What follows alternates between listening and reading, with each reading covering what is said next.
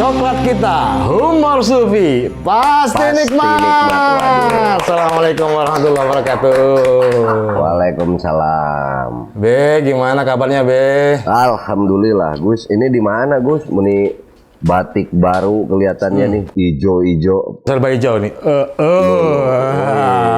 Apa ini ada melakukan ritual apa nih hijau-hijau? Berarti sudah lampu hijau. Oh, gitu. Kita kan di dunia perlambang. Semuanya pakai sign, pakai sinyal, pakai tanda. Bagaimana menafsirkannya tuh? Iya, kalau kedudukan sosial spiritual kita sudah tinggi, nggak boleh langsung ngomong apa adanya.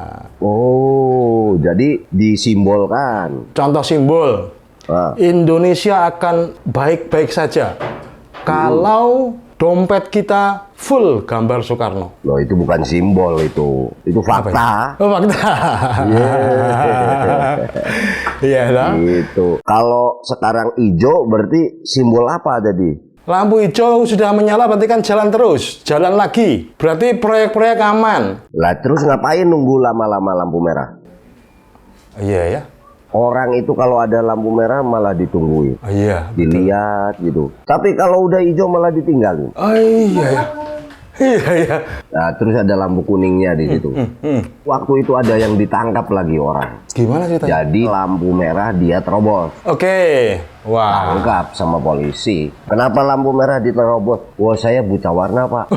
Lah, itu. Iya. Itu kasihan juga itu, Gus. Itu berarti belum mengurus SIM, karena SIM salah satu syaratnya harus tidak buta warna. Selain bahwa harus lolos ini ujian itu yang letter 8 gitu, angka 8 itu, yang susah yang harus diganti itu, salah satunya juga untuk bisa membedakan warna lampu merah, kuning, hijau ya tidak buta warna. Loh, tapi gini, Gus, kalau di filosofi Sunda itu, kamu mah lihat duit meni hijau. Hijau.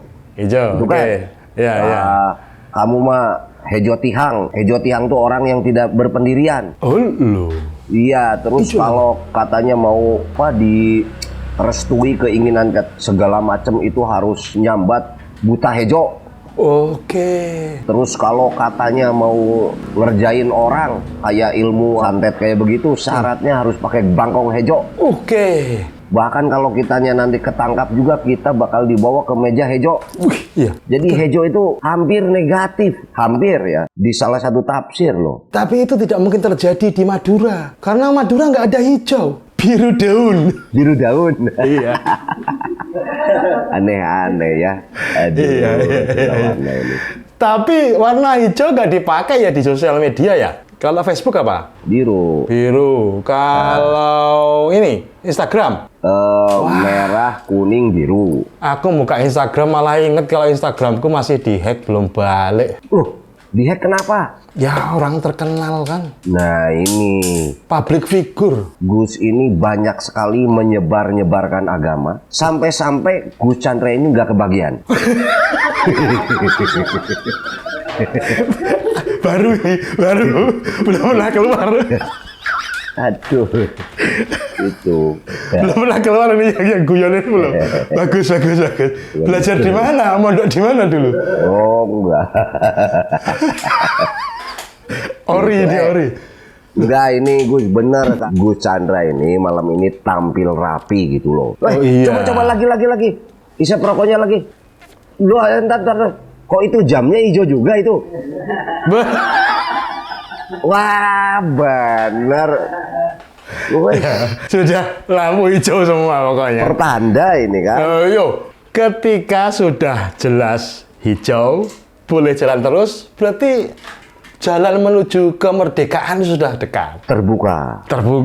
Lalu ini kita kan memperingati 17 Agustus toh. Oh iya. 1945 sekarang sudah 2023. Sudah 78 tahun. Tapi persoalannya apa? Persoalannya kita sudah benar-benar merdeka atau belum? Itu kan klasik tuh pertanyaan. Kalau masalah itu kan kita sudah tertuang sebetulnya di pembukaan Undang-Undang Dasar. Oke. Bahwa negara itu akan mengantarkan Indonesia ke depan pintu gerbang, tidak ke dalam. Nggak masuk. Ya enggak. Diantar sampai depan. Ke dalamnya ya masing-masing. UMKM, usaha maneh, kumaha maneh. Ya. Hati-hati loh, ngomong jangan sembarangan. Loh, Ya, ini kan tafsir. Orang kan beda-beda menafsirkan. ya, gitu. maksudku kalau ngomong sembarangan itu nanti kena UU ITE. Oh, ya wes ntar Bendra aja yang edit nanti gampang. Enggak usah diedit, nggak apa-apa. Ya. Proklamasi juga multitafsir loh, Bung. Pemindahan kekuasaan kan tidak dijelaskan di situ. Dipindahkan dari siapa kepada siapa, dari mana ke mana. Secara seksama dan dalam tempo yang sesingkat-singkatnya. Ini tafsirnya luas sekali. Seksama ini sama siapa nih? Lah, kita karena belum pernah diajari tafsir atas pemindahan kekuasaan dengan cara seksama dan dalam tempo yang sesingkat-singkatnya. Itu padahal itu proklamasi membentuk karakter anak bangsa. Kita suka memindahkan kekuasaan dengan cara seksama dalam tempo yang sesingkat-singkatnya. Contohnya ditilang. Kita suka memindahkan kekuasaan hakim. Pak, oke, kita oke, selesaikan, Pak, ya kan? Ngurus KTP, mau antri nggak mau? Ya kita pindahkan kekuasaan kepada siapa? Ya calo, makelar, broker. Pak, tembak. Kita suka memindahkan kekuasaan, loh. Gus, hati-hati bicara undang-undang ITE tadi. Oh iya, ya. Nanti ya, Bendra. Kalau Gus Chandra itu seniman, harusnya dibungkus dengan satu produk seni. Contohnya, Misalnya di dalam lagu, di pucuk bibirnya peluit, motor kutilang semua, bersiul-siul sambil berkompromi, tak ada CCTV. Mengangguk-ngangguk dia berseri, yang penting rajin berpatroli. Begitu. aku nggak kenal sama Bendatan loh ya. Nanti urusan masing-masing loh ya. Loh, itu kan lagu. Oh, lagu. Lagu. Berkesenian. Berarti seperti yang saya lakukan dong dengan lambang warna hijau. Tidak langsung menyampaikan. Nah, itu sebenarnya kebudayaan tinggi. Kita sebetulnya dari dulu diajari oleh leluhur menggunakan bahasa-bahasa perlambang. Ya, ya. Tapi ketika kemudian dunia semakin mengglobal, kita pengen seperti orang barat, kita pengen seperti orang lain. Ya, kenyataan di media sosial itu loh. Dunia harus tahu kita seneng, kita sedih, kita bagaimana. Mau makan dulu kan kita berdoa. Sekarang kalau mau makan, foto dulu. Iya. Kasih tahu kita lagi makan apa gitu. Dulu kalau ketemu kiai, ulama, sepuh yang kita hormati, cium tangan. Sekarang selfie dulu. Iya. Perubahan tradisi loh itu, kebudayaan bergeser loh. Seperti waktu Jumatan kemarin itu ya, Gus ya, kita. Iya. Bud nih, tolong uploadin saya foto saya lagi Jumatan. Gitu ya? Iya. Supaya ketahuan Gus Chandra Jumatan. Betul. Berdoa aja kita upload doa kita. Waduh. Iya toh? Iya. Berbuat baik sedekah, kita foto. Target sasaran siapa penerima sedekah. Selesai difoto, di video, selesai diminta lagi. Loh, ada yang gitu? Loh, masih banyak soalnya. Masa deh. Properti doang itu, Bung. Yalah. Masa. Tapi perubahan itu kenapa itu, Gus? Iya, karena dunia semakin sempit, jarak semakin dekat. Kita semakin kehilangan arah, kehilangan diri kita sendiri, pengen jadi seperti orang lain. Data-data pribadi kita share. Saya bilang, istri saya siapa, anak saya siapa, berapa jumlahnya, sekolahnya di mana. Kesukaan kita kalau pergi pakai Google Map itu kan ke-track tuh. Ada riwayatnya itu, ketahuan makan di mana, tidur di mana, dan lain sebagainya. Semakin terbuka itu. Tapi sebenarnya mungkin dulu juga, Gus ya, sebelum hebatnya teknologi ini di dunia akademis nih ya. Apa kok heng lo. Sadap berarti kamu. Ya itu menang banget. Makanya kalau ngomong-ngomong kayak gini harus hati-hati. Kenapa itu Gus Chandra diem? Kesadap itu, Bud. Gus? Nah ini durhaka. Loh, hilang Gus Chandra. Aduh, ini dipantau ini. Dipantau. Iya. Sekarang nongol lagi. Jadi siaran Morsu ini dipantau, Gus. Ya makanya toh, kalau ngomong itu dijaga, jangan ngawur. Internet itu sudah sampai ke wilayah paling privat dalam hidup kita. Semua orang sekarang pegang HP. Waktu tidur kan aku di kamar tuh sukanya matiin lampu. Kaget aku. Tiba-tiba mukanya istriku bersinar. Masa? Aku pikir ini apa karena buah dari ibadahnya yang kuat. Padahal Sinar HP. Tak pikir bercahaya ya. Iya, internet itu udah nggak terpisahkan dalam diri kita. Ya. Makanya kemudian karena saking seringnya buka rahasia sendiri yo, Instagramku dihack orang. Ya. YouTube diambil nggak balik-balik. Kebocoran data itu loh. Internet itu kan mengerikan sekarang. Tapi itu kan Gus namanya kebocoran data. Mungkin ada yang mencuri itu Gus. Ya, mungkin ada yang melempar, kena atap, pecah atapnya bocor. Nah itu kan bisa begitu. Ah. Tapi ini yang lebih menarik kalau kita setor data. Nah. Kalau sekarang Gus Chandra, Ya. ini kuliah. Oke. Nanti S1, S2, S3. Nanti salah satu syarat, Gus Chandra itu harus setor jurnal ke lembaga jurnal internasional. Nah, Penelitian Gus Chandra itu pada saat penelitiannya sudah diteliti orang, otomatis ditolak. Jadi data pasti selalu baru itu, tanpa dipaksa. Bayar lagi. Wih, nah ini nih. kebiasaan kita pakai ojol juga begitu kan? Berarti otomatis kita menyetorkan alamat kita menyetorkan kebiasaan kita dan lain sebagainya toh. Itu menjadi big data pihak lain ya. Nah justru itu, kayak Gus Chandra ini dihack, itu hanya sebagian kecil kejahatan saja di dunia digital. Mungkin masih banyak gitu kan. Ya. Pernah dengar itu nggak yang Bjorka itu? Dia tanpa wajah itu ya nggak terlalu mengikuti. Aku menduga itu nomor platnya Ya. B70RKA. Bacanya Bjorka. Kok gimana ini analisanya kok plat nomor? Sandi sinyal. Oh sinyal. Iya, siapa tahu toh. Aku juga sudah tahu dia, si Bjorka. Saya bisa menduga dia juga samponya Biore. Ini jelas sisipan endorse ini. Jelas. Sisipan endorse. Honor umur sufi tidak mencukupi terus nyuri-nyuri. Sisipan endorse. Tapi harus ada ahlinya loh Gus. Kita harus ngobrol tentang manfaat dan madorotnya internet. Tentang pencurian data, perlindungan data. Iya. Tentang bagaimana cara anak-anak ngakses internet itu kan nggak terkontrol itu. Ada juga anak muda, anak-anak kecil ikutan apa judi-judi online gitu kan? Nah, itu kan kamu ngomongin diri kamu sendiri. Saya nggak judi online, saya offline. Aduh, Gus. Link-link yang berbahaya untuk anak-anak di bawah umur itu loh. Itu gimana cara nguncinya? Nanti kalau kita sudah tahu cara nguncinya kan kita bisa buka buat kita tonton sendiri. Nah, aku punya temen. Nah, Asosiasi Pengusaha Jasa Internet. Ini ketuanya di Jakarta. Kalau megang Jakarta kan megang Indonesia, Bung. siapa? Mas Teddy namanya. Aku cuma baru dengar aja nama Mas Teddy itu Kang Teddy itu. Oh iya kan sebutan depan doang Mas sama Kang. Iya. Mengajak berantem loh.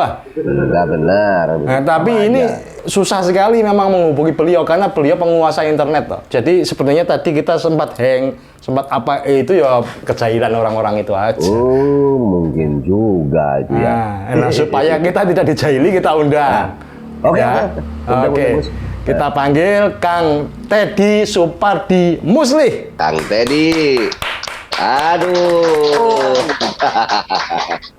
Rampes, waalaikumsalam. Gimana kabarnya? Alhamdulillah, dari kesekian waktu kesibukan karena udah menjadi satu perintah Gus Chandra. Jadi saya menghadiri di Humor Sufi yang sangat berat karena saya tadi Kang Ton izin saya pesantren 4 tahun Kang. Jualan teh botol. Kang Teddy. Diawali dari teh botol maksudnya Gus itu. Sekarang sudah punya sendiri. Koreksi sedikit Gus. Jadi ABJI itu Asosiasi Penyelenggara Jasa Internet Indonesia. Penyelenggara bukan pengusaha. Bukan penyelenggara. Untuk menyelenggarakan itu kan harus berusaha. Saya sepakat, tetapi nomenklaturnya semacam itu.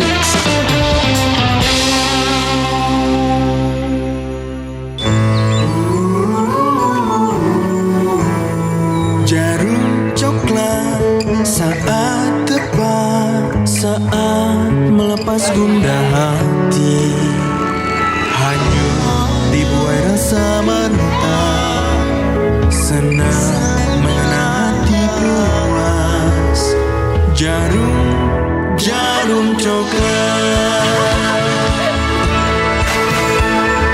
Saat santai larut dalam alam bermain, suasana seimbang tepat, jadi nikmat jarum coklat.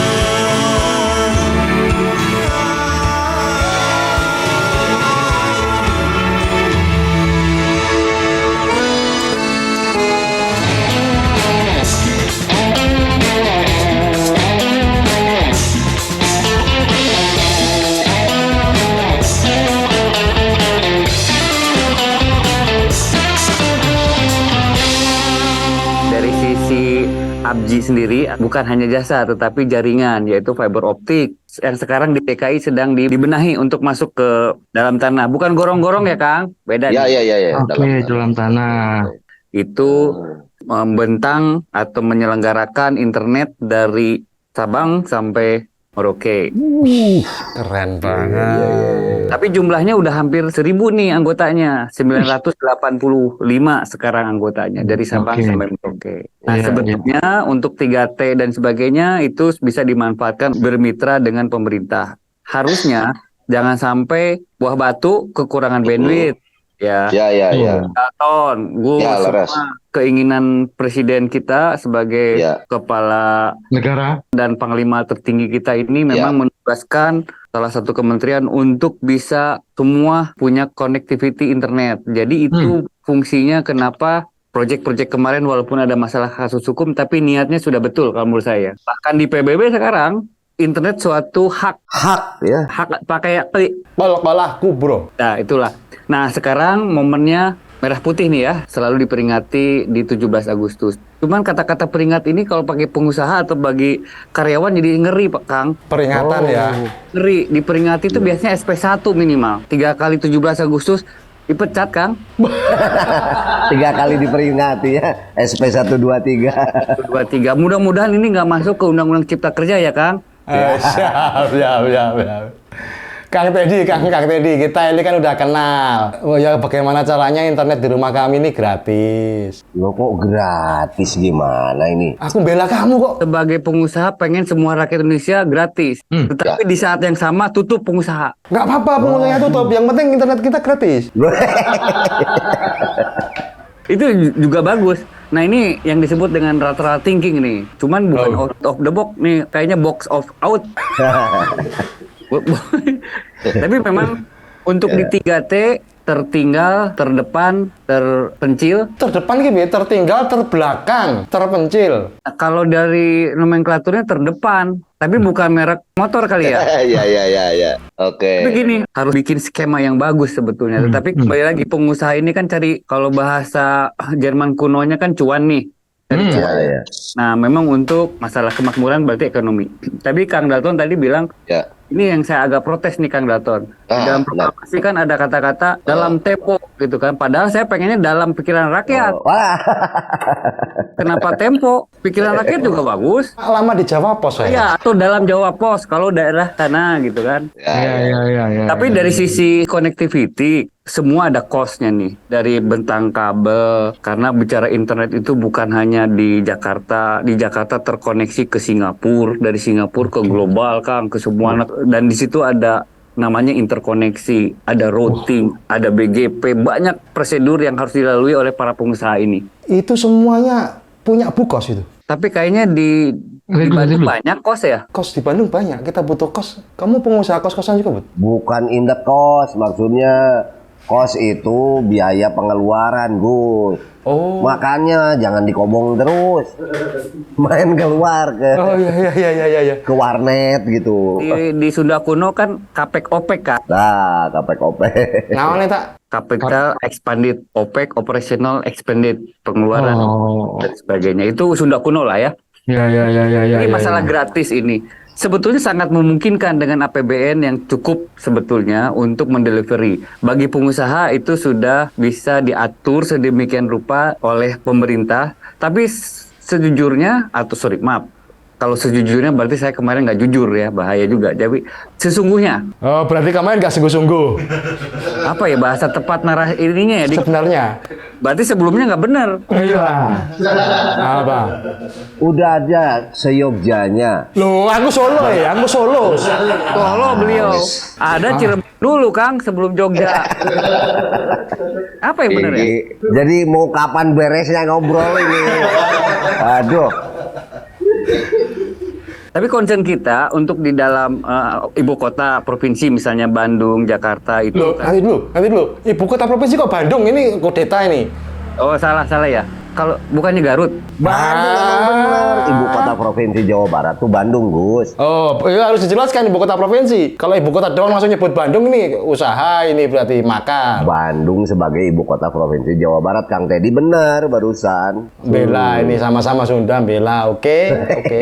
Nah, terus Kang? Bandung, Jakarta, kota-kota besar itu perekonomian cukup bagus. Jadi yang kita pikirkan adalah di tempat-tempat yang jauh dan itu sudah menjadi hak manusia untuk mendapatkan akses internet. Itu fokus pemerintah kelihatannya gitu. Oke. Karena sebetulnya sesimpel ini sebetulnya. Dengan adanya internet, kita bicara banyak hal termasuk masalah ekonomi digital. Ekonomi digital itu menyumbang 3% dari GDP ya. GDP itu apa ya? Pertumbuhan perekonomian dalam satu daerah, wilayah maupun negara. Semakin banyak interkoneksi internet, semakin baik untuk GDP-nya. Concern kita bagaimana di wilayah tertentu itu bisa seminimal mungkin biayanya. Bahkan bisa jadi gratis. Nah, setuju itu. Contoh program pemerintah terkait dengan kurang lebih 7.000 BTS yang sekarang bermasalah hukum ya, terlepas dari itu. Ya, tapi ya. Niatnya udah bagus. Kalau bahasa Garut kan nawaitunya ya.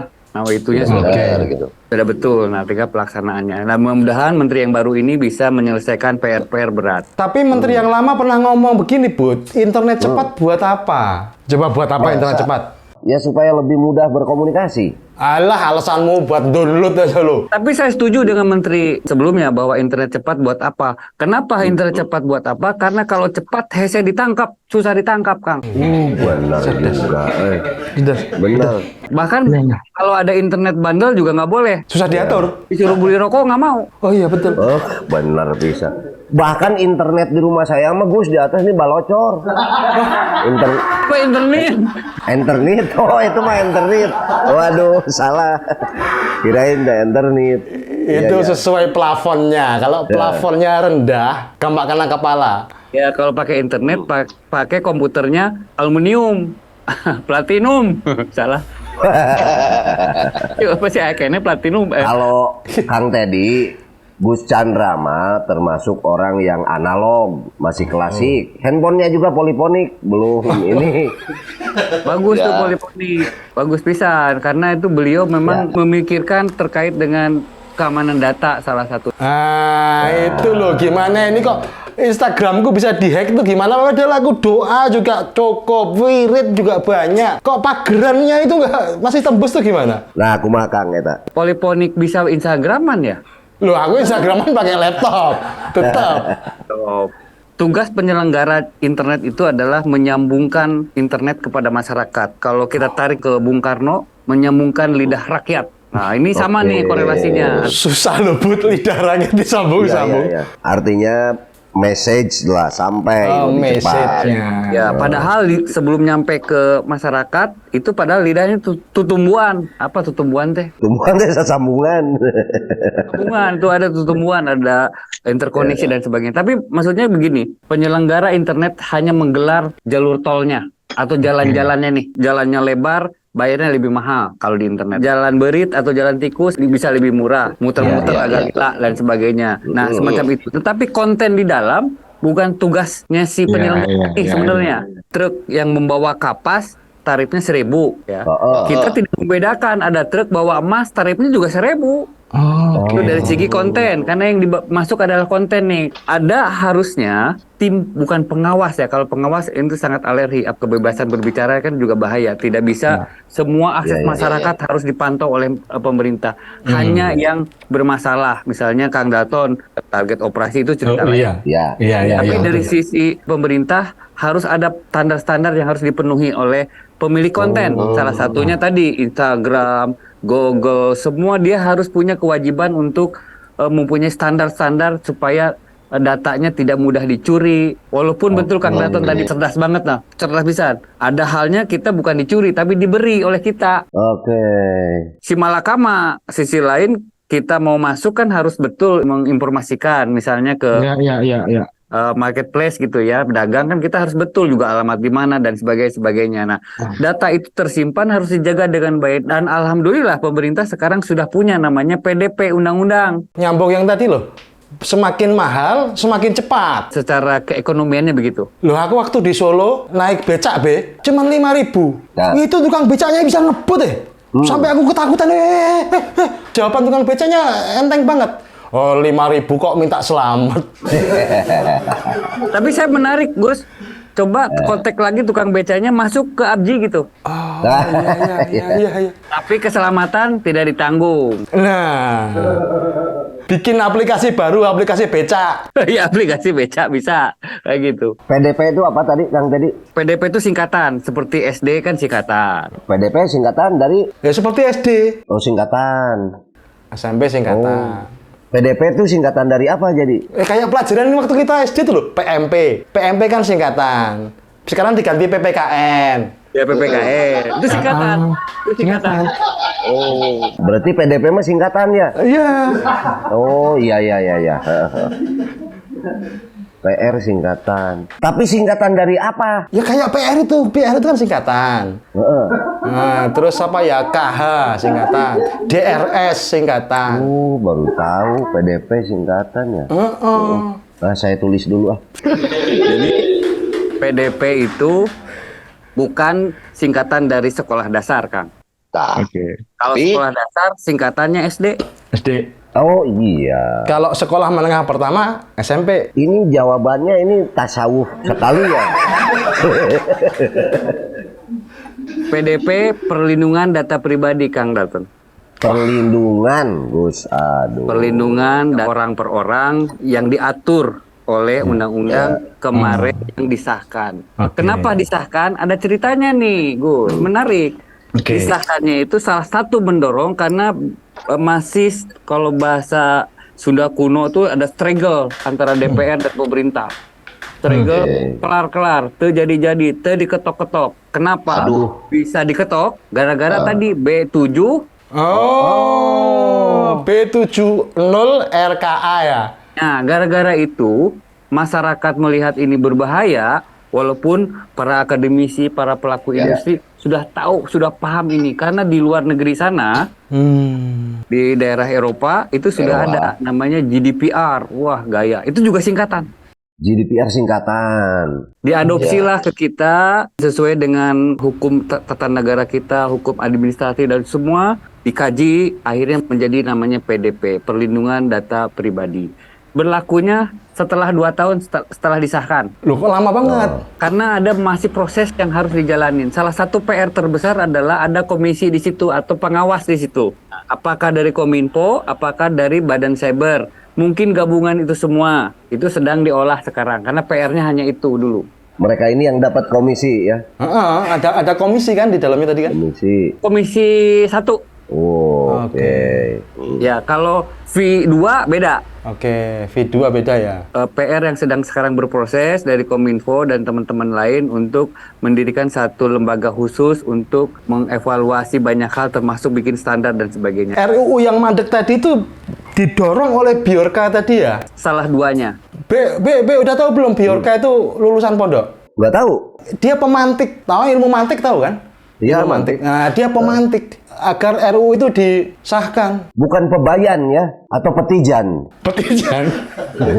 Betul, salah satu memantik. Karena gini, bocornya kemarin itu banyak data-data yang bocor dari mulai BPJS, BSI, paspor, pendudukan kita. Ini nggak sekarang bahayanya, Kang.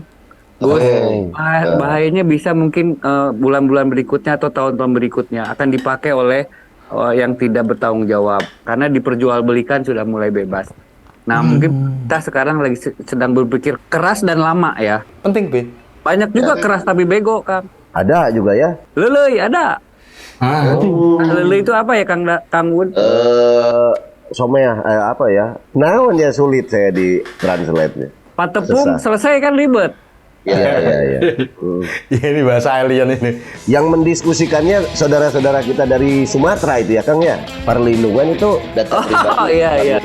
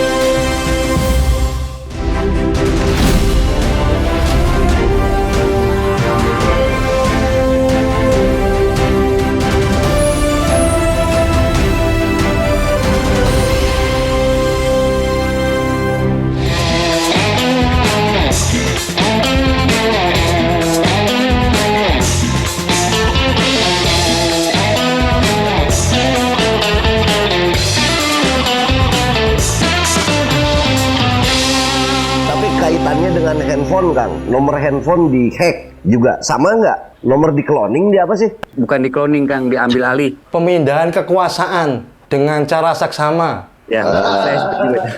Sama polanya itu teh Kang. Diambil alih dengan cara berbagai macam cara yang kasus yang cukup besar dan cukup atensi dari penegak hukum terkait Ilham Bintang. Kalau senior dari wartawan itu kasusnya adalah dia naik pesawat di off-kan, orang sudah mentarget beliau, dia tahu KTP-nya, tahu ibu kandung dan sebagainya, masuk ke operatornya yang bersangkutan, dia bahwa dia hilang dan sebagainya, ganti chip yang baru dengan nomor yang sama. Di situ aksesnya kan banyak. Nah, jadi ada kalanya juga bukan karena teknologi teuing atau bahasa Indonesianya bukan karena teknologi juga. Karena teknologi kan kayak api ya Kang ya, netral betul, bisa buat masak, bisa buat merokok, bisa buat bakar yang membahayakan orang dan banyak hal. Kita semua punya tugas yang memahami, termasuk Abji juga akan meliterasi itu apa ya? Pembelajaran. Ya, yang literasi, yang letter, aduh ada ribetnya. Tadi yang sampaikan dari awal bahwa literasi itu rada hanyir Kang, ya kan? Karena memang terbuat dari udang. Aromaterapi. Tapi kembali lagi, jadi ada kalanya yang kehack itu karena ketidaktahuan. Ketidaktahuan ini harus ada yang ngasih tahu caranya A, C, D gitu kan. Bagaimana kalau di luar negeri, di salah satu negara Eropa sangat masif kepada masyarakatnya bagaimana menjaga rahasia data pribadi itu di wartegnya lah, istilahnya di kafe-kafe semua, di menu makanan itu sudah ada bukan warning lah, mengingatkan jangan A, jangan B, itu masif kepada masyarakat. Tapi ada yang lupa di kita Kang. Mudah-mudahan didengar banyak orang, termasuk di acara ini dan teman-teman. Kadangkala kita jumping, misalkan pemerintah berpikir masyarakat harus dikasih tahu atau diliterasi. Padahal kita paham betul dari pemerintah sendiri belum semua Kang. Jadi kebocoran data juga kan kebanyakan bukan kasus teknologinya yang bocor, karena manusianya banyak sekali yang teledor. Waktu kita nginstal suatu aplikasi kan ada term and condition, kita jarang banget mau baca ya, langsung agree aja. Bukan unsur pemaksaan, kalau nggak agree kan nggak diinstal juga. Ya kalau nggak agree ya swasta. Bisa gitu, kalau nggak agree swasta. Itu yang memang menjadi concern kita bersama, bagaimana semua yang berhubungan data pribadi itu akan diatur. Bahkan sudah bisa kasih sanksi kepada perusahaan besar. Nah, kalau terjadi kebocoran data itu sebenarnya siapa yang tanggung jawab, Kang Teddy? Seringkali kan yang disalahkan Menkominfo atau kepala BSSN dianggap tidak bekerja. Padahal jangan-jangan itu kesalahan kita sendiri. Betul, di Undang-Undang PDP di beberapa pasal sudah nyatakan institusinya yang harus menjaga sebetulnya. Karena kita meyakini sebesar Kominfo, sebesar BSSN tidak bisa mengcover semua akan dipantau oleh instansi ini, nggak mungkin. Jadi memang di PDP itu ada syarat-syarat tertentu untuk dalam satu perusahaan itu ada CFO-nya atau Chief untuk perlindungan data. Bagaimana prosedur store data, keluar data itu semua harus ada di situ. Itu memang tanggung jawab dari sisi perusahaan itu sendiri. Nah, kebanyakan betul begitu ada masalah larinya ke BSSN misalnya atau ke Kominfo. Begitu ditelusuri, didalami dan sebagainya itu ada kesalahan fatal dari unsur manusianya. Seperti yang baru-baru ini sudah kenali ada satu bank swasta besar membocorkan data, bukan bocor karena teknologi, kesengajaan karena dia jual. Kesengajaan. Nah, itu berarti sebetulnya tetap prosedur ada yang dilalui sebetulnya. Tapi kembali lagi, prosedur sekuat apapun kalau memang orang-orangnya sudah punya niat jahat, itu yang kita fokuskan. Nanti jadi di perusahaan itu harus ada prosedurnya. Suatu saat akan dipersalahkan juga perusahaannya karena mungkin ada prosedur yang dari 11 step ternyata yang dilakukan hanya 7 step. Itu bisa dipidanakan dalam arti karyawannya sendiri atau mantan karyawannya sendiri bisa diadukan kepada penegak hukum. Kang, modus-modus kejahatan di dunia cyber, digital, internet itu apa saja, Kang? 3 ya kalau mau saya golongkan ya. Ekonomi itu betul-betul memang profesi untuk mencari tanda kutip pencopet yang manual. Ini pencopet, perampok di dunia maya. Yang kedua, eksplorasi. Cuma ada 2 orang yang tersebut tuh karakternya ada destruktif, ada yang hanya pengen masuk udah bahkan kasih tahu penasaran baik. Penasaran. Ada yang justru bisa masuk tapi ngancurin. Ini biasanya juga nggak ngerti, belum paham tentang PDP, bahkan di Undang-Undang ITE. Undang-Undang ITE itu jelas. Mencoba masuk aja kena pidana, Kang, sebenarnya. Yang ketiga, ada namanya state actor. Artinya memang dari negara lain. Mau punya misi tertentu. Itu motif bukan modus. Oh, salah. Oh, ketahuan belum pernah melakukan kejahatan berarti kamu. Ya, gini, kejahatan yang sempurna kan pura-pura. Oh, udah mulai ngaku, bagus. Ya, betul. Ya. Lebih baik ngaku daripada ketahuan. Lebih baik minta maaf daripada minta izin. Jipun membuat survei, ternyata modus yang paling tinggi adalah social engineering. Gimana tuh? Bahasa gampangnya nipu, bukan secara teknologi murni. Misalkan Bapak dapat voucher, karena sangat gembiranya, beberapa yang tidak punya knowledge pengetahuan tentang itu, dihubungi, dan sebagainya. Atau OTP, Bu, ini tadi ada pembelanjaan ini, mohon dilihat dong OTP-nya, biar kami bisa mengeksekusi atau merubah. Atau ada lagi modus yang paling banyak, misalkan ada transaksi kredit card Anda sekian juta, kan kita bingung kenapa ada transaksi. Oh enggak, kalau memang ini mau diurus supaya tidak didebat, tolong cantumkan masuk ke web tertentu, masukkan nomor kredit, otomatis kan kesetor ke penjahat. Nah itu selesai itu. Nah, terbaru link undangan itu ya? Nah link undangan juga sama, begitu ada undangan, dia main klik, ternyata dia yang menginstal di dalam satu aplikasi itu. Juga sekarang bahkan ada PDF misalnya atau berbentuk dokumen, itu juga masuk, bisa bikin satu program di belakang layarnya dia bisa menginstal sesuatu. Pada akhirnya orang melihat begitu ada nomor baru, udah jangan diapa-apain, karena ada momen tertentu karena manusia ada titik di mana dia lagi nggak konsen dan itu jumlahnya cukup masif dan besar. Dan sekarang penegak hukum sudah mulai menelusuri pertama modus operandinya, kedua sindikatnya. Bahkan ada satu daerah yang punya sindikat, satu daerah, satu wilayah, semua memang mengerjakan ini. Orang sekampung? Sekampung. Oh, kampung mana itu? Nggak bisa saya sebutkan, tapi paling tidak satu kampung itu bahkan jadi Robin Hood. Artinya pejabat ini melindungi juga. Oke. Ya kan, bahkan ada satu penegak hukum mau jalan ke sana udah bocor. Kelompok-kelompok ini ditrainingkan ke the best of the best di beberapa negara. Karena training ini kan mahal. Nah, dia kirim beberapa orang. Waduh. Kaderisasi ya? Kaderisasi dan mahal betul trainingnya. Jadi dulu itu kampung itu ada kampung maling, ada kampung pencopet, kampung pengemis. Sekarang ada kampung hacker ya? Saya nyebutnya bukan hacker sih.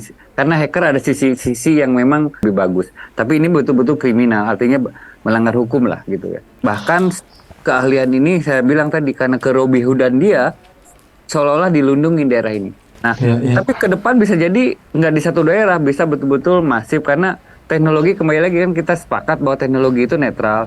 Jadi bisa dipelajari oleh siapapun. Di dunia internet ya hari ini ya. Jadi selalu berbarengan antara internet cepat, teknologinya bagus, juga kan ada yang negatif.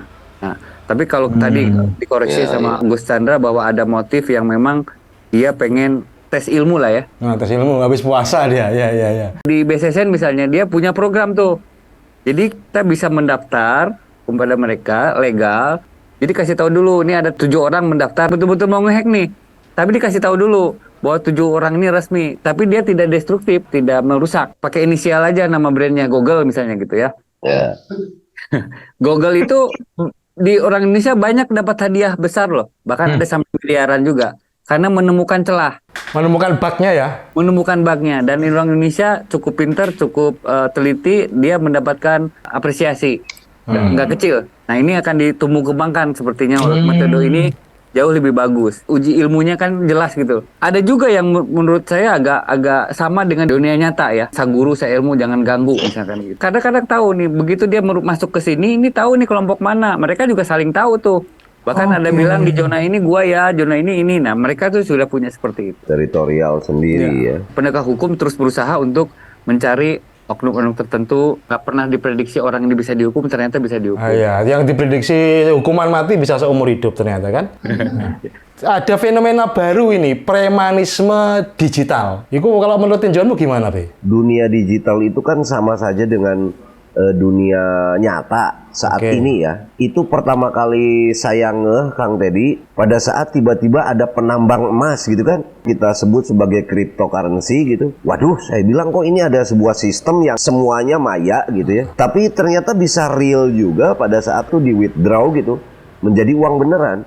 Jadi sekarang sih sebenarnya bisa hidup di dunia maya atau di dunia nyata. Dunia nyata saja fana, apalagi dunia maya. Nah itu apalagi, makanya apalagi katanya kalau dengan apa virtual itu yang pakai VR segala macam. Saya setuju sama Kang Teddy. Jadi pada saat ada modernisasi ini meningkat gitu ya, teknologi meningkat, pasti juga secara paradoks gitu kan, hidup ini polaritas tadi ya. Positif, negatif, terus akan berimbang. Tinggal bagaimana caranya si positif ini jauh lebih baik, jauh lebih banyak. Tapi poinnya kan sebetulnya perilaku itu belum berubah. Kalau kebudayaan itu kan lebih kepada ajaran jati dirinya, mengenal diri sendiri, atau mengenal untuk memahami tentang kebenaran-kebenaran tadi. Kalau dia sudah paham kebenarannya kan dia tidak akan melakukan hal-hal yang negatif, sebutlah begitu. Jadi kalau menurut saya tetap balik lagi ke mentalitas si orangnya. Jadi katanya bahasa kerennya smartphone for the smart people gitulah kurang lebih. Karena kalau belum smart ya dia akan mencuri sesuatu, ingin mencoba tadi. Sekalipun tadi eksplorasi, kan artinya ego di situ ya. Ya, aing bisa gitu kurang lebih. Jadi saya pikir sih mental, balik lagi ke mentalnya. Sakit mental berarti ya itu ya, pelaku-pelaku ya, itu. Iya, ada kan yang disebut mental Ika. Apa itu? Ben. Oh iya, Mentalika. Itu Gus. Banyak nggak menyadar dia pakai kaos oblong, pakai celana pendek, kerjain di rumah di kamar, dipikirnya dunia maya itu tidak bersinggungan dengan kehidupan nyata. Dengan undang-undang ITE dari dunia maya di penjara fisik. Logika mengatakan kalau kita kriminal dunia maya, penjara dunia maya dong. Iya, harusnya. Bahkan hoak di dunia maya pun sekarang bisa 4 tahun misalnya. Tapi hati kecil saya juga mungkin iya juga ya. Kita punya kampung yang nggak mau ada akses internet. Badui. Dia betul-betul TV nggak ada ini sampai minta ke Kominfo supaya tidak ada internet. Kadang-kadang nikmat juga ya nggak ada internet misalkan gitu. Karena kan kita dituntut buka HP tiap menit, kadang kebuka. Bangun tidur langsung buka HP gitu kan. Nggak ada HP buka kita. Cerdas itu. Libur pegang HP itu juga menenteramkan ya. Iya, apalagi ketinggalan. Tidak tentram. Dompet ketinggalan dengan HP ketinggalan. Kadang-kadang kita prioritas yang HP dulu misalkan. Nah, itu hal-hal yang sifatnya nyata di lapangan. Mungkin suatu saat di antara kita nih yang selalu gadget mania, internet mania, coba deh di satu titik yang nggak ada internet, kita mati nggak sih? Ya tapi internet itu sekarang sosial media itu membantu kerja malaikat ya. kita suka mencatat amal kita di sosmed. Ya, aku tadi bantu orang, aku tadi sholat, aku tadi ibadah, aku tadi bantu malaikat toh. Malaikat Sudah tinggal dicatat. baca sosmed, timeline ya dapat semua itu. Kalau mandro bukanya nggak berlaku nggak? Ada, Kang. Jadi handphone saya ringtone-nya diganti sama teman saya, bunyinya Mandro Buka. Jadi pas subuh-subuh saya tuh ada alarm Mandro Buka cenah rewasa ini. Kau nih pada ringtone. Aduh.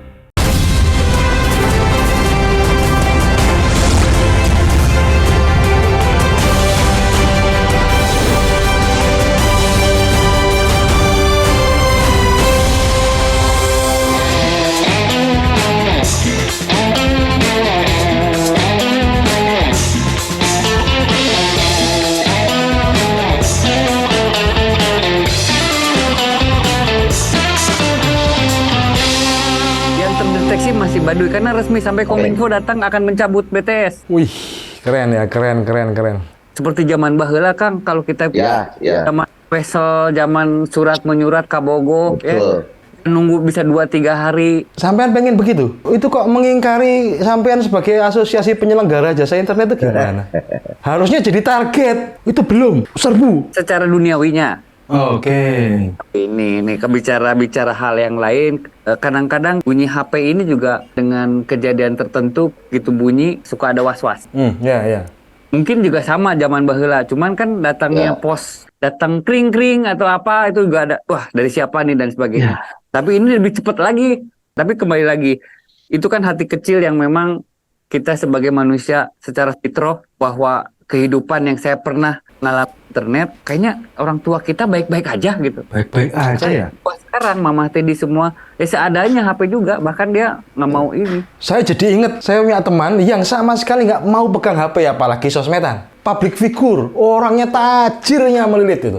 Pelukis Nasirun nggak pegang HP, tapi tanda tangannya gambar itu ratusan juta ya, Be. Iya betul. Ya. Tentram hidupnya, kerjanya cuma nyapu di sanggarnya itu, di studionya. Nyaman sekali, kita coba yuk, siapa tahu tanda tangan kita laku. Ada khawatir kita tidak menggunakan teknologi seperti tentram masuk ke zona itu malah jadi nggak tentram. Karena merasa mikir ada pergeseran yang sudah di level 7 kita mundur ke 4. Karena sudah terlanjur pakai ya. Karena kita sudah tahu ya. Orang tua sendiri kita kan tidak pernah merasakan ada satu kecepatan kebermanfaat yang cukup signifikan. Bayangin Kang sekarang video call atau kayak gini conference call, nggak kebayang sekarang sangat mudah mengumpulkan orang nih ya di Surabaya, di Medan, di mana dengan satu kali klik kita langsung call tuh. Keputusan kebijakan bisa cepat. Iya. Manfaat dari sisi koordinasi dan bisa lebih cepat. Sistemnya sudah bagus, eskalasinya sudah bagus, semua udah bagus. Jadi semakin hari ada lelet aja jadi. Ya. Saya mau ke sini nih Kang, merasa ada orang di depan mobil kita belok kanan. Aduh, leletnya minta ampun. Padahal apa sih salahnya tinggal belok set gitu. Tapi begitu dia melambat, kitanya sendiri jadi kesel. Terbiasa cepat di dunia internet. Dulu mah ya biasa-biasa aja, bahkan mungkin yang benar di depan. Dia kehati-hatiannya dihitung dan sebagainya. Ada lagi sekarang yang perlu kita pikirkan, jangan sampai terjadi lagi politik identitas. Ini kan tahun politik. Seringkali WhatsApp grup dimanfaatkan untuk memfitnah, yaitu menyebarkan hoax. Itu langkah yang paling baik gimana, Be, menurut sampean, Be? Dibenerin dulu mentalnya gitu loh. Jadi sebelum melakukan hal-hal yang sifatnya modern, kalau perilakunya memang bener ya bener aja, mau dikasih digital. Membedakan kebenaran dengan bukan kebenaran semakin susah loh sekarang. Apalagi sekarang ada AI itu, AI, Artificial Intelligence itu. Iya. Budi Daton nggak ngapa-ngapain, kalau aku punya gambarnya Budi Daton, bibirnya bisa aku bikin nyanyi-nyanyi, bisa bikin pidato, suaranya bisa di-cloning. WhatsApp saya itu juga pernah ada yang melaporkan ke saya. Kang Budi, itu nomor WhatsApp-nya katanya dihack, di-cloning. Beberapa nomor ke saya menghubungi, ya mau pinjam uang. Loh, itu memang saya bilang. Gitu, Gus. Sampai orang percaya kalau saya itu nggak pinjam uang. Ketipu mereka tuh. Itu memang satu concern kita, bagaimana ke depan, bayangin suara bisa diklon. Bahkan persis, kalau secara pendengaran manusia bukan digital forensik ya. Mungkin suatu saat digital forensik versi lama masih mendeteksi adalah manusia itu. Itu kan ngeri itu. Anak-anak sekarang bikin tugas, masukin soal, dia keluar. Tetapi ada satu aplikasi lain, begitu aplikasi ini di-copy dan dimasukkan ke aplikasi ini, sudah tahu bahwa ini adalah jawaban dari AI. Oke, template-nya ketahuan ya? Ya, anak-anak sekarang jauh lebih pintar juga. Kasih soal AI-nya, keluar jawabannya, dia modif. Sehingga begitu dimasukkan ke aplikasi yang anti AI itu, tetap disangkanya ini tetap dari buatan manusia. Iya, iya. Kebiasaan kita dulu, template skripsi orang diganti-ganti gitu loh, Be. Aduh, parafrase ya. Ya, dulu kan ATM tuh, amati, tiru, modifikasi. Sekarang ATTP, Kang. Amati, tiru, plek. Ada satu perusahaan, CEO-nya dari AI. Dan jalan tuh perusahaannya. Bahkan sekarang kita ditelepon di beberapa instansi swasta, misalnya perbankan atau customer service, disangkanya kita ngobrol sama manusia loh. Waktu yang nelpon cewek, aku ngerayu, ternyata itu robot. Iya. Bisa jadi robot. Bahkan penemu GPT kemarin ada di Indonesia, teman kita juga yang menghadirkan dari Pak Hamam, beberapa founder menyatakan ini udah bahaya AI. Kalau AI melakukan kejahatan, terus ada orang yang dirugikan, korbannya itu bisa celaka atau meninggal dunia misalkan, dengan seorang AI, apakah mereka dipenjara? Masa komputer di penjara? Aku baru mikir tadi pertanyaan alam kubur bisa nggak ya diwakilkan AI ya? Nah, itu. Kalau kita bicara alam lain ya, bahwa memang satu alam lain itu semua tidak bisa kita tutupin nih. Dari bicaranya tangan bisa bicara dan sebagainya. Itu kan sudah tercatat dengan sedemikian rupa tuh dan hal-hal sepertinya. Sekarang dunia ini semakin maju, semakin terlihat jelas bagaimana seorang Gus Chandra, seorang Kang Dalton di titik tertentu bisa kedetek akan di situ dengan koordinat yang tepat. Dulu pakai pusaka namanya pering petuk. Ya. Perang nuklir sendiri mungkin diperkirakan perang AI. Aish. Dan di beberapa film Hollywood, film Rusia sudah menceritakan banyak hal tentang AI ini. Kan nggak kebayang, Kang. Star Trek kan dulu seperti ini nih kita bicara. Iya. Lihat bahwa komputer nanti terbuat dari protein. Itu sudah mulai tuh. Hal-hal seperti itu. Saya kadang-kadang memikirkan suka ngeri sendiri pada akhirnya. Aku mangkewe. Oke. Aku pengen menanyakan satu hal, B. Dulu zaman kita kan ada perang santet tuh. Santet war. Sekarang cyber war, B. Cyber war ini gimana, B? Menurut tinjauanmu?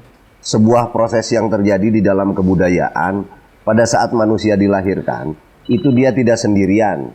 Ada beberapa unsur yang nantinya dikebumikan lagi. Ada yang dilarung, ada yang ditenggelamkan, ada yang dikubur itu, ada yang dibakar, lalu ada yang dianginkan, dikembalikan ke 4 energi tadi. Nah, sebetulnya pada saat kita keluar dari rahim ibu kita, itu kan dihitung koordinat langit seperti apa, wetone apa, lalu pasarannya apa, sehingga orang-orang tua dulu itu identitas itu tidak pernah terbuka terhadap orang. Ya. Nah kalau dianalogikan zaman sekarang, data-data yang tadi itu codingnya itu bahasa kerennya zaman sekarang katanya gitu seperti barcode dan lain-lain.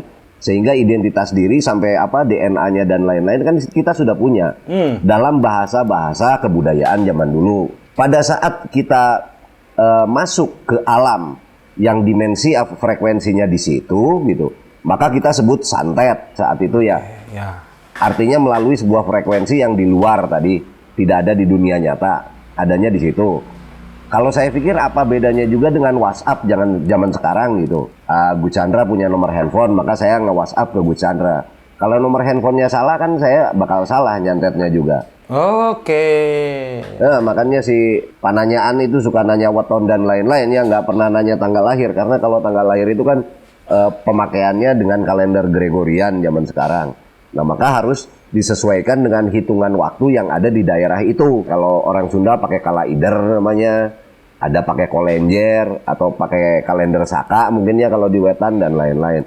Nah, itu tepat sekali. Jadi saya pikir memang ini kaitannya dengan alam. Jadi kalau tadi kita santet, itu apa bedanya juga dengan sekarang sebuah WhatsApp yang bisa membuat seseorang itu tiba-tiba banyak pikiran, asam lambungnya naik, mati gitu ya. Gara-gara Sama WhatsApp aja, ya? lewat WhatsApp sama aja meren gitu ya. Bedanya, Itu kapan uang dibalikin, stres gitu ya? Nah, stres langsung panik gitu. Saya debt collector gitu kan.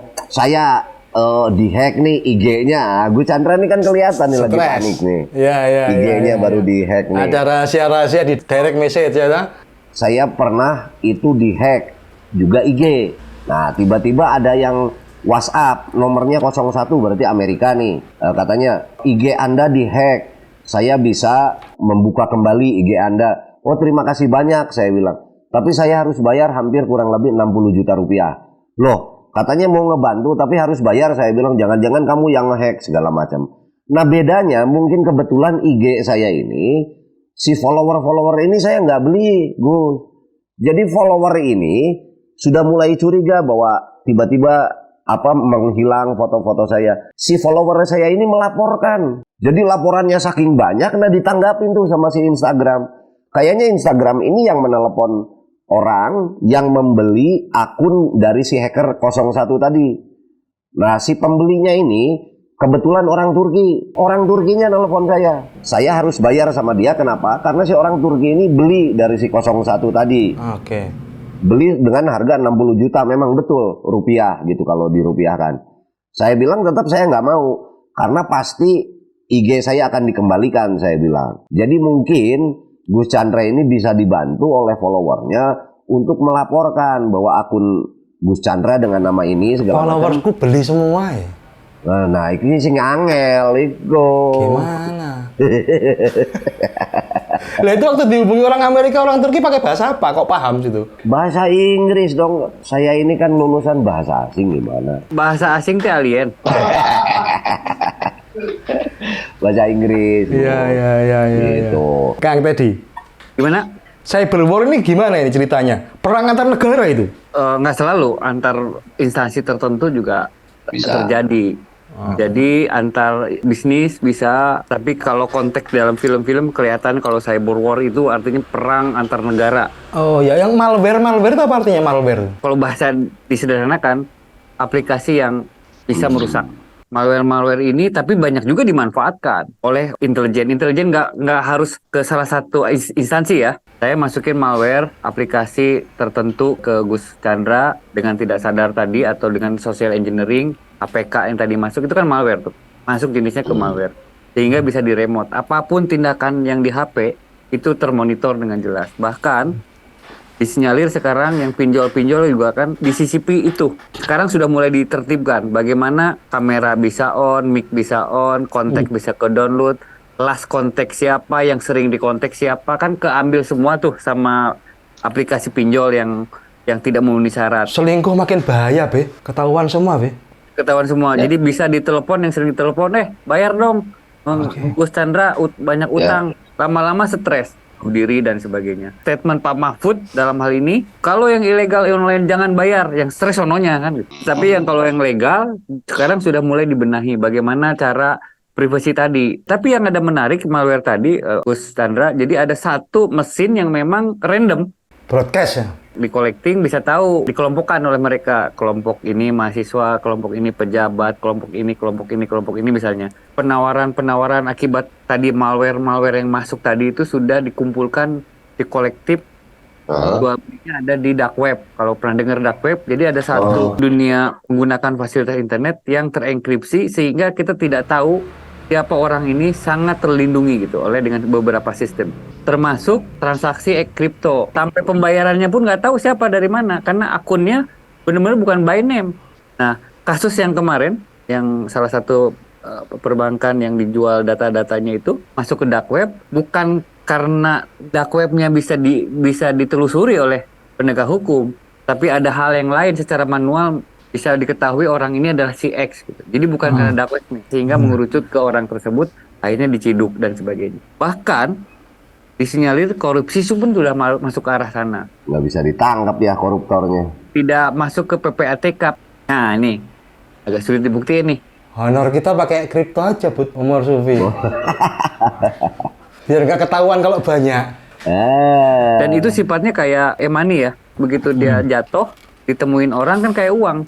Nggak bisa mengidentifikasi bahwa e-money ini punya Kang. Iya. Jadi betul-betul itu no name. Sisi lain kan dark web itu bukan hanya ilegal di situ. Betul-betul orang ingin privasi gitu. Gus Chandra punya komunikasi dengan seseorang itu pengen rahasia sah selama isi rahasia itu tidak melawan hukum. Tapi rahasia itu kan boleh-boleh saja. Tidak berkonotasi negatif bahwa rahasia itu adalah ilegal. Ini kalau diterus-teruskan nggak habis-habis, Be. Kamu pertanyaan terakhir, Be. Ilmu soalnya. Wah, aku tahu motifmu mau menabung ilmu terus melakukan kejahatan. Tapi kan ini untuk kewaspadaan diri kita lah Gus, buat semua mungkin yang nonton nanti. Pasca ada yang disebut katanya 5G, lalu 6G atau apa sih kengerian-kengerian apa yang di depan sehingga kita harus mewaspadainya dari Intinya sekarang. ya itu teknologi itu barang berbahaya, harus ada jihandak, bisa meledak sewaktu-waktu itu. Menarik ini pertanyaan karena gini, diawali internetnya ada, terlepas itu menggunakan teknologi jejaringnya 5G, 2G, 3G, 3,5 dan sebagainya. Di awal dilahirkan ini adalah tidak seperti lahirnya PLN atau perusahaan listrik. Begitu PLN masuk ke rumah kita, dikasih tahu sama orang tua kita, DTD atau Ujang, tong nyolok etanya bahaya, tanem tah, setrum sih ya, kan gitu. Dek, lampu yang nggak dipakai matiin gitu ya. Ya, itu dari segi save energi. Tapi dari segi kebahayaannya ini kan nggak disebutin tuh zaman lahirnya internet. Sekarang booming nih bahaya internet. Tapi banyak juga manfaatnya. Sama listrik juga banyak manfaatnya. Tapi karena ketidakhati-hatian kita bisa kesetrum.